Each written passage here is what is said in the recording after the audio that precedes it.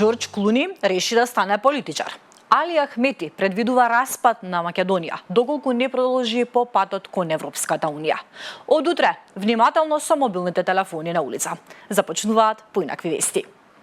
Можете ли да погодите во кои земји од Европа најчесто снемува електрична енергија? Ако помисливте на Македонија, сосема сте во право. Албанија и Македонија се најслабите точки во европската електрична мрежа.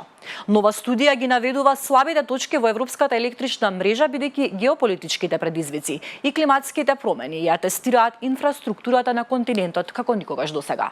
Во просек во Албанија се случуваат околу 40 прекини годишно, што се околу 65 часа без струја по човек, што е далеку повеќе од кое било друго место на континентот. Македонија е на второ место во студијата со околу 13 прекини годишно и повеќе од 6 часа прекини на електрична енергија по човек.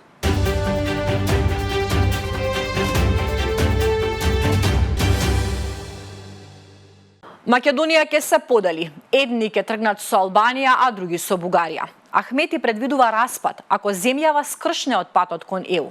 Лидерот на ДУИ Али Ахмети синоќа од Тетово му се обрати директно на премиерот Христијан Мицкоски, предупредувајќи го дека евентуалното скршнување од патот кон Европската унија ќе предизвика поделби на Македонија.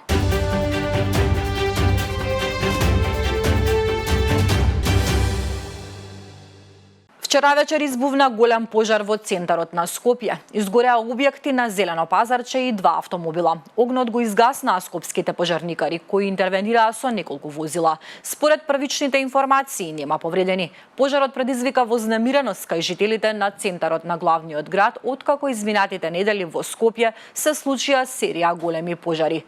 Големиот облак од чад од Зелено пазарче беше видлив од повеќе локации.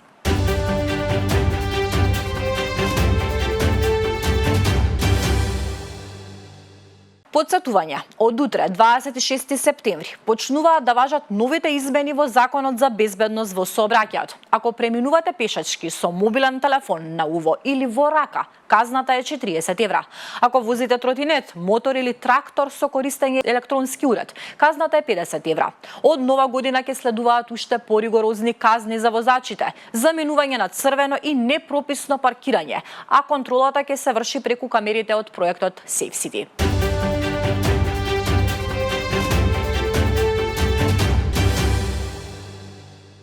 Двојно убиство во Цетиње. Членови на шкалјарски клан ликвидирани. Полицијата пронајде 2 безживотни тела поврзани со познатиот криминален шкалјарски клан. Убиствата се случиле со огнено оружје.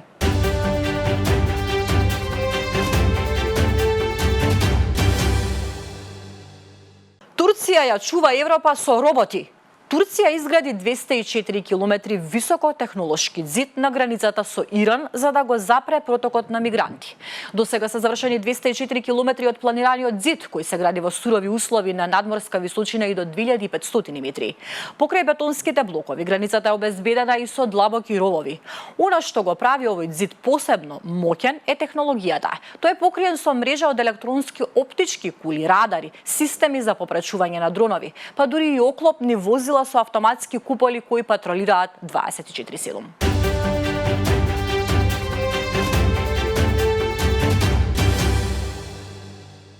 Неидентификуваните дронови кои што беа забележани во Данска по втор пат, веќе не се таму, известија тамошните власти. Претходно беше објавено дека воздушниот простор над меѓународниот аеродром Алборг е затворен поради присуство на дронови. 3 други помали аеродроми во јужниот регион на земјата исто така пријавија активност на дронови. Никој не кажува што се случува во Европа и зошто почнаа да се појавуваат овие беспилотни летала.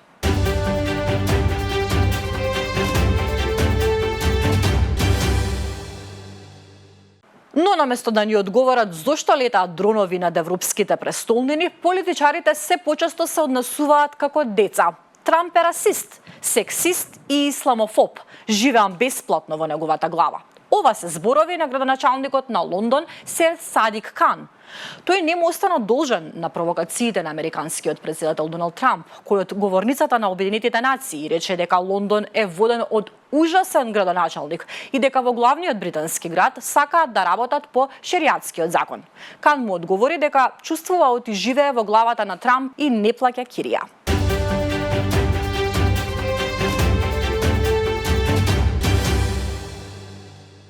Дали Џорџ Клуни ќе стане политичар? Со години Џорџ Клуни не е само холивудска звезда, туку и јавна личност со многу јасни и решителни ставови. Тој секогаш избира теми што будат силни емоции, од борбата за контрола на оружје преку правата на ЛГБТ заедницата до помагање на сириските бегалци.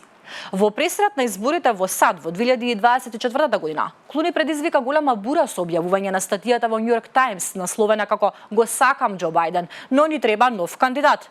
Според американските медиуми, Клуни сега сака да биде клучен играч во собирањето богати донатори и познати личности, за да му помогнат на идниот демократски кандидат. Се претпоставува дека и неговата сопруга Амал ги има истите амбиции.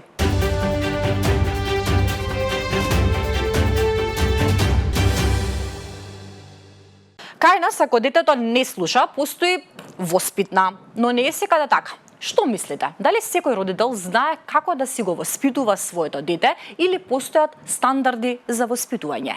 Родители од Орегон, откако на социјалната мрежа TikTok покажаа дека го казнуваат детето со правење склекови, беа осудени поради оваа постапка. Кейт, која е мајка на 4 деца, на TikTok сподели видео во кое покажува како незиниот сопруг Дастин го казнува нивниот син Томи. Во видеото се гледа како Томи се расправа со мајка му Кейти бидејќи сака да го користи незиниот телефон. Кога таа му вели да престане, Томи ја одговара: "Во ред, олади, окей, чил."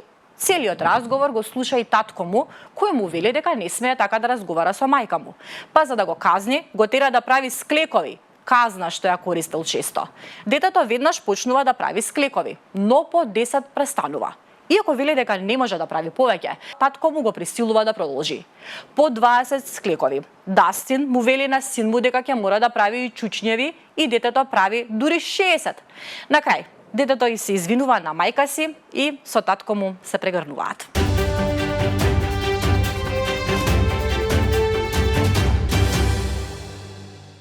Летото календарски заврши, но тоа не значи дека е крај на идејата да се направи убав одмор и во рана есен. Ви предлагаме еден идеален грчки остров за одмор вон сезона. Дали сте биле на грчкиот остров Кос? Тој се уште останува сончев рај, идеален за бегство од секојдневниот живот. Сместен е во Егејското море. Овој остров е познат по своите прекрасни плажи, пријатна клима и богато историско наследство. Во октомври, просечните дневни температури на Кос се околу 26 степени, што го прави совршен за одмор вон сезоната. Ако решите да одите, убаво да си поминете. Почитувани, тоа беше се во овие поинакви вести. Повеќе информации знаете каде можете да најдете slobodnpečat.mk.